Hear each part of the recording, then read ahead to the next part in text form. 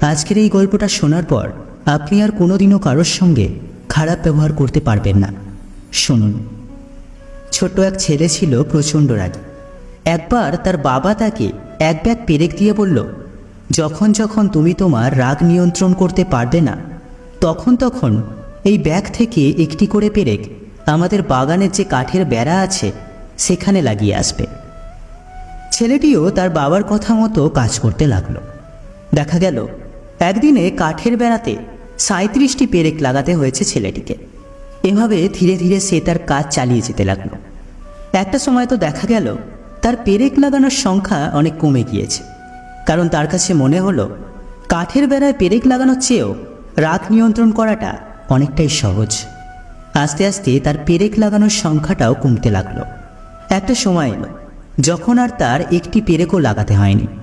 তখন সে তার বাবাকে গিয়ে বলল, বাবা, আমার কিন্তু আজ আর একটি পেরেকও লাগাতে হয়নি।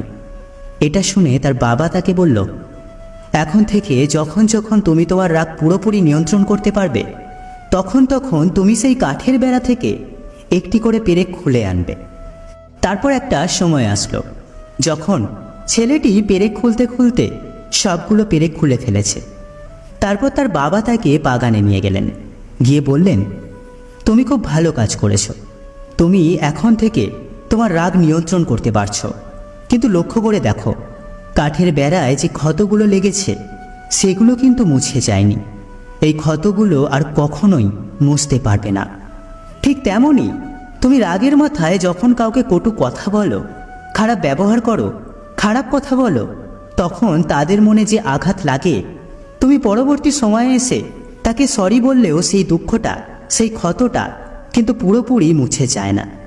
তাই রাগের মাথায় হয়েও কখনো কাউকে খারাপ কথা বলবে না, খারাপ ব্যবহার করবে না। তাহলে তার মনে তুমি যে আঘাত দেবে তা চিরস্থায়ী হয়ে থেকে যাবে। মানুষের শরীরের আঘাতের চেয়ে মনের আঘাত বেশি ভয়ানক।